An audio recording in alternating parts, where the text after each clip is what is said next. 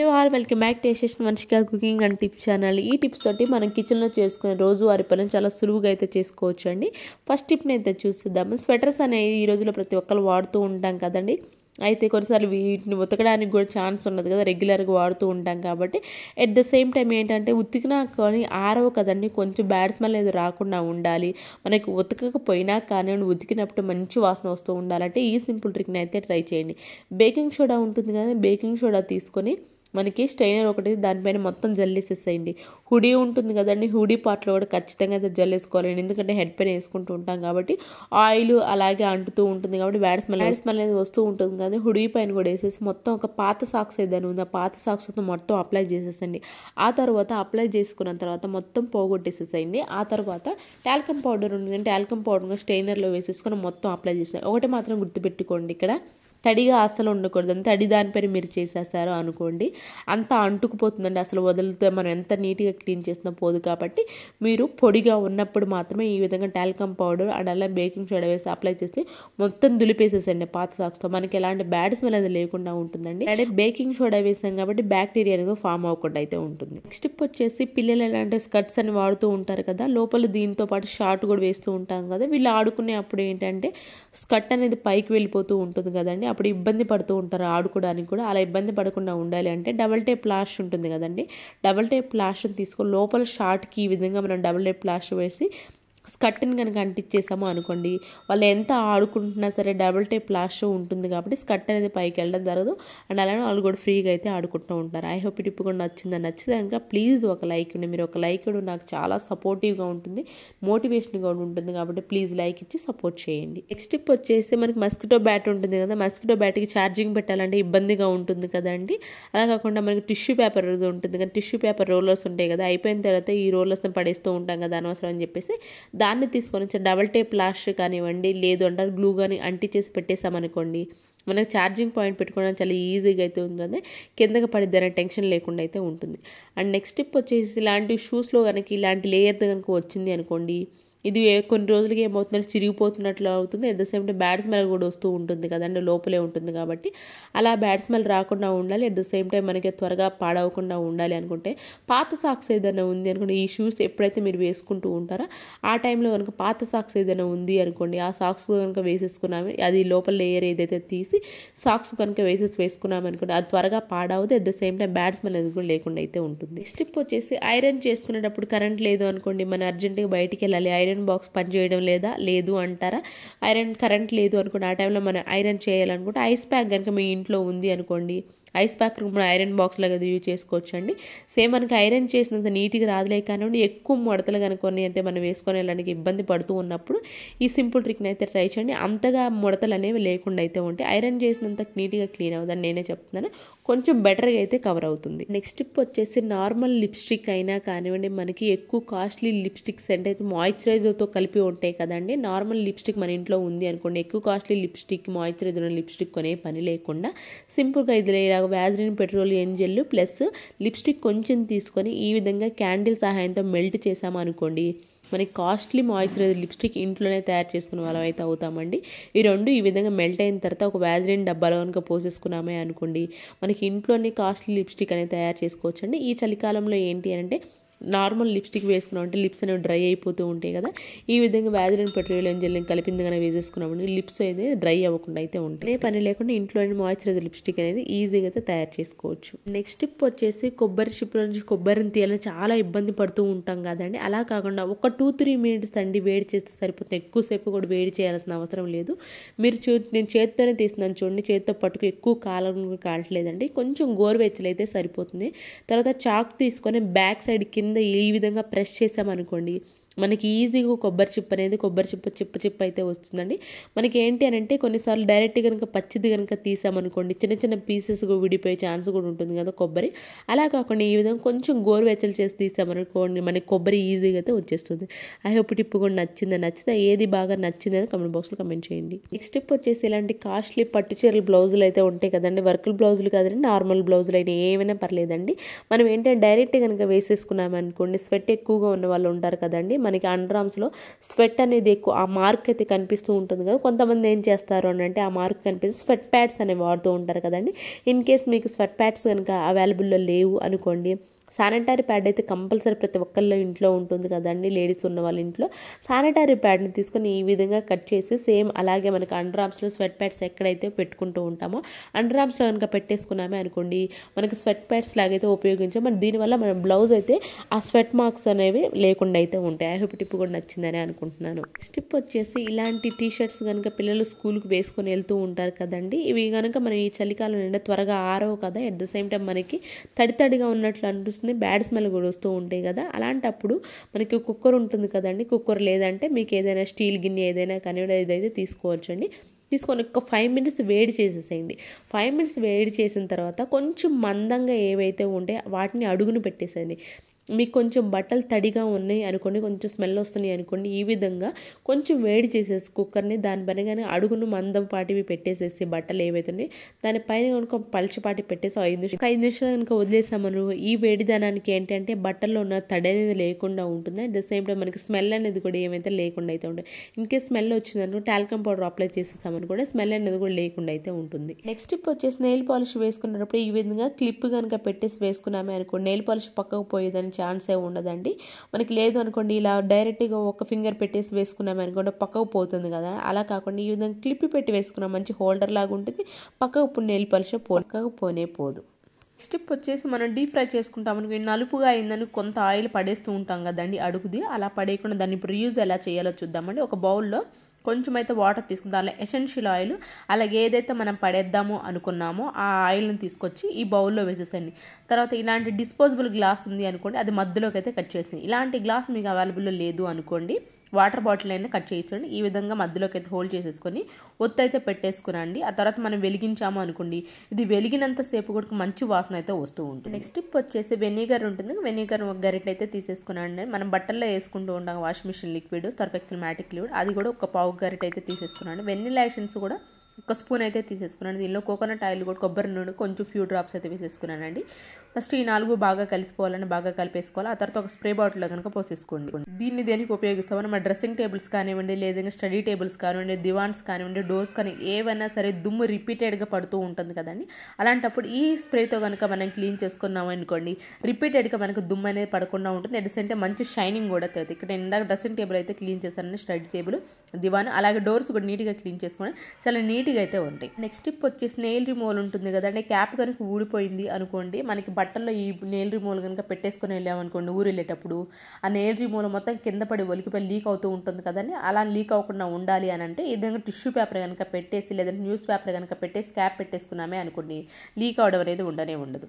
Strip వచ్చే షింక్లో ఇలాంటి గాజు సామాన్ కనుక క్లీన్ చేసుకుంటూ ఉన్నాం బై మిస్టేక్గా చేయి స్లిప్ అయ్యింది అనుకోండి, సోప్ ఉంటుంది కాబట్టి చేయికి స్లిప్ అయినా కానీ షింక్లో పగిలిపోయే ఛాన్స్ అయితే ఉంటుంది కదా. అలా జరగకుండా ఉండాలంటే పాత క్లాత్ ఏదైనా ఉంది అనుకోండి, మనం ఈ విధంగా గాజు సామాన్ క్లీన్ చేసుకునేటప్పుడు పాత క్లాత్ షింక్లో వేసి ఆ తర్వాత గాజు సామాన్ కనుక క్లీన్ చేసుకున్నామే అనుకోండి, స్లిప్ అయినా కానివ్వండి పిల్లో కవర్ లేదంటే పాత క్లాత్ మీద పడతాయి కాబట్టి పగిలే ఛాన్స్ అయితే ఉంది. స్టిప్ వచ్చేసి మనకి నిమ్మకాయ తొక్క ఉంటుంది కదా, నిమ్మకాయ తొక్కని కొంచెం బేకింగ్ సోడా అండి అలాగే వెనిగర్ కూడా కొంచెం అయితే వేసేసారండి. మన బాత్రూంలో ట్యాప్స్ ఉంటాయి కదండి, వీటిపైన సోప్ మరకలు అలాగే వాటర్ మరకలు, కొన్నిసార్లు ఉప్పు వాటర్ ఉండడం వల్ల తుప్పు కూడా పడుతూ ఉంటాయి కదండి. అలాంటప్పుడు ఈ విధంగా తయారు చేసుకున్నట్టు నిమ్మ తొక్క కనుక క్లీన్ చేసుకున్నామనుకోండి, మన ట్యాప్స్ అనేవి చాలా నీట్గా అంటే వీక్లీ వన్స్ కనుక ఈ విధంగా క్లీన్ చేసుకుంటూ ఉన్నారనుకోండి, సాల్ట్ వాటర్ ఉన్నవాళ్ళు మన ట్యాప్స్ అనేవి ఎప్పటికీ తుప్పు పట్టుకుంటుంటే వాటర్ మరకు సోపులు మరకలు పడకుండా అయితే ఉంటాయి. అండ్ నెక్స్ట్ టిప్ వచ్చేసి పాడైపోయిన వాడని దియా ఏదైనా ఉంది అనుకోండి, దానిపైన సాల్ట్ ఉంటుంది కదండి, మీరు రాక్ సాల్ట్ అయినా తీసుకోవచ్చు, నార్మల్ సాల్ట్ తీసుకున్నాను. దానిపైన కొంచెం మనకు కంఫర్ట్ ఉంటుంది, కంఫర్ట్ని కొంచెం వేసి అలాగే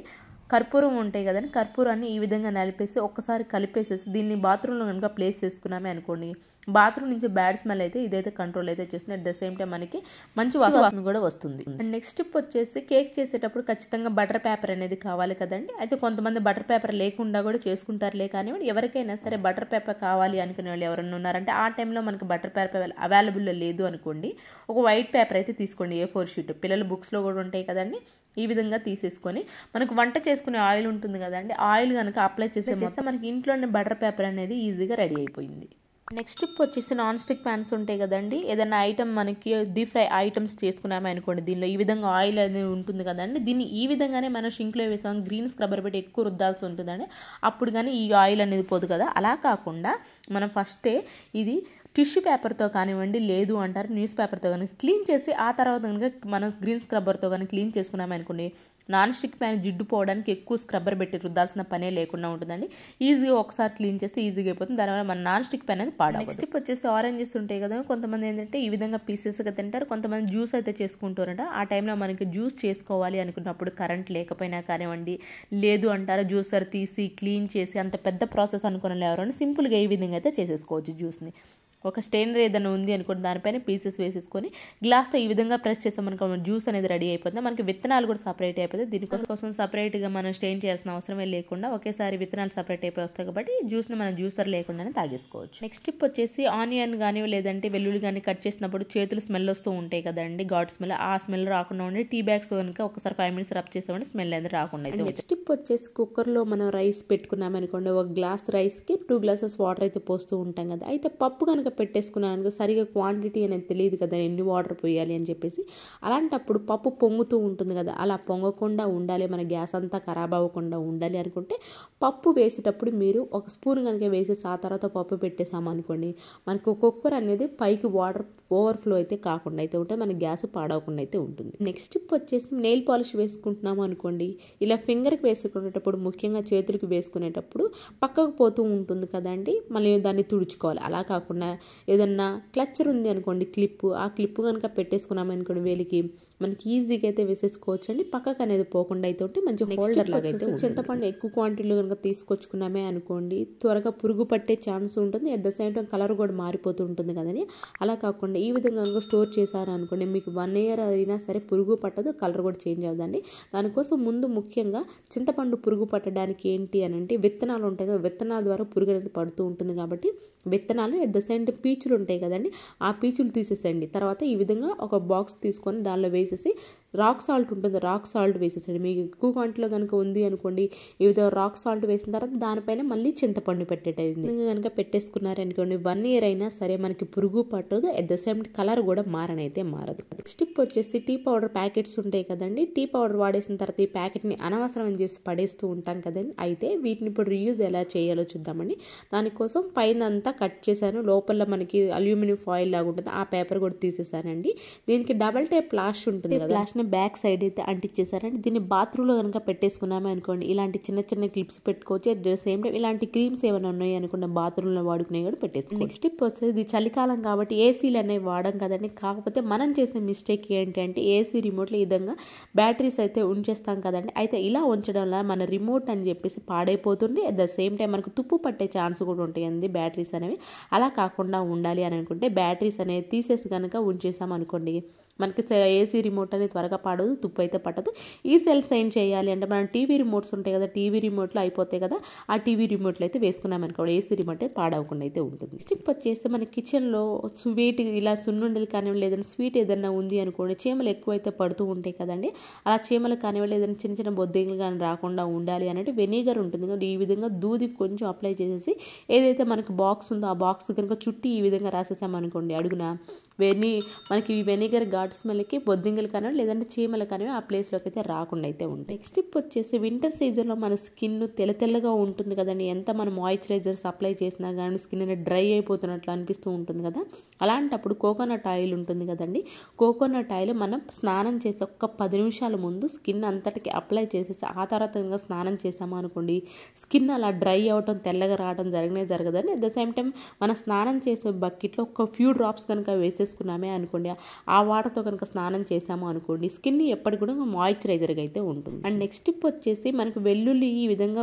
తీసుకొచ్చుకుంటాం కదండి కొంతమంది, అయితే ఈ విధంగా తీసుకొచ్చుకుని డైరెక్ట్ ఇలాగే ఉంచేసామంటే ఎండిపోయినట్లు అనిపిస్తూ ఉంటాయి కదండి, మనకి ఎన్ని రోజులైనా సరే ఈ విధంగా ఫ్రెష్గా ఉండాలి అని అనుకుంటే మాత్రం ఈ విధంగా అయితే స్టోర్ చేసుకోండి. అడుగున కొంచెం గోధుమ పిండి వేసి తర్వాత టిష్యూ పేపర్ వేసేసి ఎయిర్ కంటైనర్ బాక్స్లో కనుక పెట్టేసుకున్నామే అనుకోండి, ఎన్ని రోజులైనా సరే ఫ్రెష్గా అయితే ఉంటుంది. అండ్ నెక్స్ట్ టిప్ వచ్చేసి బాటిల్స్ క్లీన్ చేసుకోవాలంటే మనకి ఖచ్చితంగా బ్రష్ అనేది ఉండాలి కదండి. మనకి ఇన్ కేస్ బ్రష్ కనుక అవైలబుల్లో లేదు అనుకోండి, మన గరిటె ఉంటుంది కదండి, మనకు దోశలు వేసుకునే గరిటె, ఆ గరిటె తీసుకొని ఇలాగా మనకు ఫ్రూట్స్ కానివ్వండి, ఆనియన్స్ కొన్నప్పుడు ఇలాంటి నెట్టెడ్ బ్యాగ్స్ అయితే వస్తూ ఉంటాయి కదా, వీటిని తీసుకొని use and throw rubber band పెట్టేసేసి బాటిల్ క్లీన్ చేసుకోవడానికి ఆ టైంకి మనకి బ్రష్ లేనప్పుడు ఈ విధంగా తయారు చేసుకున్నదంటే బాటిల్ అయితే నీట్గా అయితే క్లీన్ చేసుకోవచ్చు. నెక్స్ట్ స్టెప్ వచ్చేసి ఒక స్పాంజ్ని అయితే తీసేసుకుని దానిలో కొంచెం కంఫర్ట్ వేసేసండి దానిపైన, అండ్ అలాగే దానిపైన కొన్ని వాటర్ కూడా వేసేసి ఒక 10 నిమిషాలు అలాగే వదిలేసండి. ఒక 10 నిమిషాల తర్వాత దీన్ని మనం వాషింగ్ మిషన్లో వేసేసి దీంతో పాటు బట్టలు కనుక వాష్ చేసామనుకోండి, మన బట్టలంతా కూడా మంచి వాసన అయితే వస్తాయి. కొంచెం కంఫర్ట్తోనే మనం ఈ విధంగా బట్టలను మొత్తాన్ని అయితే ఉతికేసుకోవచ్చు. మాత్రం గుర్తుపెట్టుకొని కొత్త స్పాంజ్ తీసుకు వచ్చేసి స్పూన్ ఉంటుంది కదండి, స్పూన్ తీసుకొని ఒక 10 నిమిషాలు డీప్ ఫ్రిడ్జ్లో అయితే పెట్టేసాను. డీప్ ఫ్రిడ్జ్లో ఎందుకు 10 నిమిషాలు పెట్టాలని అనుకుంటున్నారో చెప్తాను చూడండి. మనకి ఏదైనా దెబ్బ తగిలినా కానివ్వండి, కొంచెం ఏదైనా కాలినా కానివ్వండి, ఈ చలికాలంలో ఎక్కువ అయితే నొప్పిగా ఉంటుంది కదండి, ఆ టైంలో మనం ఈ విధంగా స్పూన్ని పెట్టేసి ఫ్రిడ్జ్లో డీప్ ఫ్రిడ్జ్లో పెట్టేసుకున్నామే అనుకోండి, గాయం పైన మనకి నొప్పి అనేది చాలా త్వరగా రిలీఫ్ అయితే ఉంటుందండి. ఏంటి అంటే మనకి ఐస్ ప్యాక్ ఉంటే ఐస్ ప్యాక్ కూడా త్వరగా తగ్గుతుందిలే, కానీ ఐస్ ప్యాక్ మనం డీప్ ఫ్రిడ్జ్లో కనుక పెట్టేసాం కొంచెం టైం అయితే పడుతుంది. స్పూన్ కనుక పెట్టేసామనుకోండి ఒక 5 నిమిషాలు 10 నిమిషాలు చాలా చల్లగా అయిపోతుందండి. At the same time ice pack ఎవరికైనా లేదు అనుకోండి, ఈ విధంగా స్పూన్తో కనుక ట్రై చేశారనుకోండి, దెబ్బలు తగిలిన దగ్గర మనకి వెంటనే రిలీఫ్ అయితే ఉంటుంది. నెక్స్ట్ స్టెప్ వచ్చేసి ఎగ్ షెల్ మనం తీసేటప్పుడు మనకి పై షెల్ తీసేటప్పుడు లోపల ఎగ్గు కూడా అయితే వస్తూ ఉంటుంది కదండి, అలా జరగకుండా ఉండాలి. ఊరికే తక్కువ వరకు మనకి రావాలి అనుకుంటే మాత్రం మన ఆపోజిట్ డైరెక్షన్లో కనుక తీసేసామనుకో, ముందు కొన ఏదైతే ఉందో అటు నుంచి కొని ఇలా బ్యాక్ సైడ్ నుంచి కనుక తీసేసామనుకోండి, లోపల ఎగ్ అనేది కొంచెం కూడా రాదంటే మనకి ఈజీగా తొక్క అయితే వస్తుంది.